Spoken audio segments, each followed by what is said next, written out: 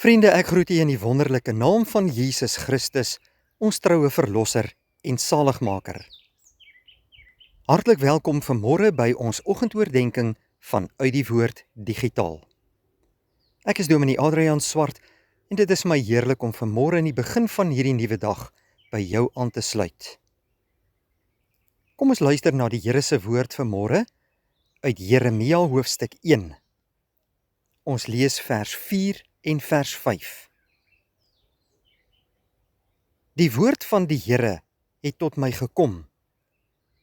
Voordat ek jou uit die moederskoot gevorm het, het ek jou geken. Voordat jy gebore is, het ek jou aan my gewy en jou as profeet vir die nasies aangestel. Jeremia, broeder en suster, het omtrent 'n halfuur lank as 'n profeet opgetree. Dit was gedurende die moeilike tyd toe Babel die ander nasies begin plattrap het en 'n ernstige bedreiging vir die verbondsvolk Juda ingehou het. Jeremia het veral die verbondsvolk se oppervlakkige godsdiens en hulle vormgodsdiens aan die kaak gestel en hulle tot persoonlike bekering opgeroep. Dit bring hom in botsing met die valse profete.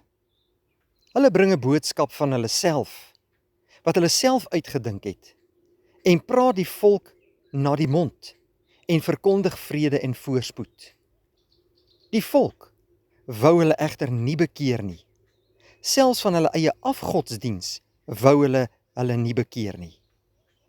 En daarom, so het Jeremia gesê, sou die Here hulle straf met oorlog, pes en hongersnood en hulle in ballingskap laat wegvoer. Hierdie aankondiging gaan nog in sy leeftyd in 586 voor Christus in vervulling, nadat Jerusalem lank beleer en toe verwoes is. Ja, broeder en suster, die tempel is ook verwoes. Maar Jeremia kondig ook aan dat Babel sal val en dat die verbondsvolk na hulle land toe sal terugkeer. Hierdie was baie belangrike boodskappe wat God deur sy profeet aan sy kinders deurgegee het. En Jeremia was 'n geroepe profeet, geroep deur God self. Ons sien in ons teks hoe die Here uitdruklik vir hom sê: "Ek het jou geken nog voordat jy in jou moeder se skoot gevorm is.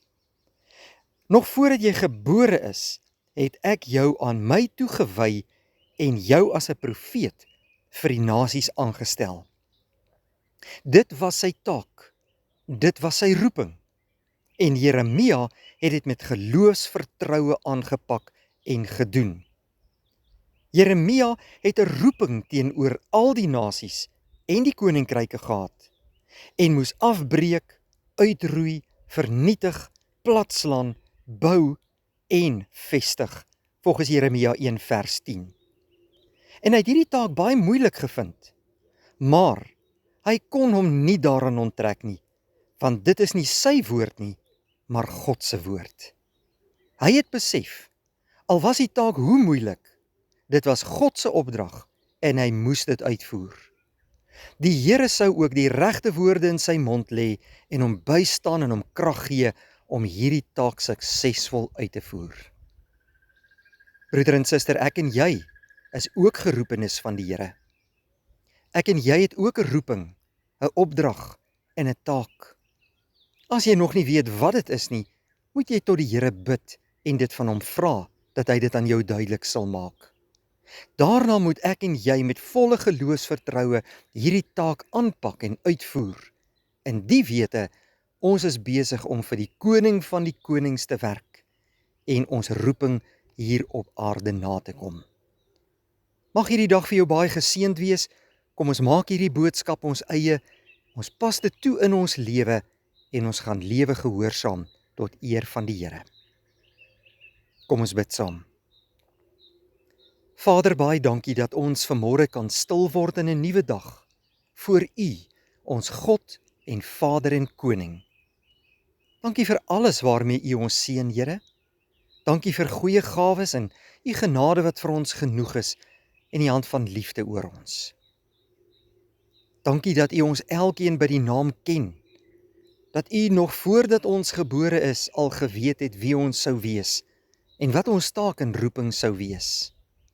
Laat ons dit ons eie maak en elke dag gehoorsaam gaan lewe in U koninkryk.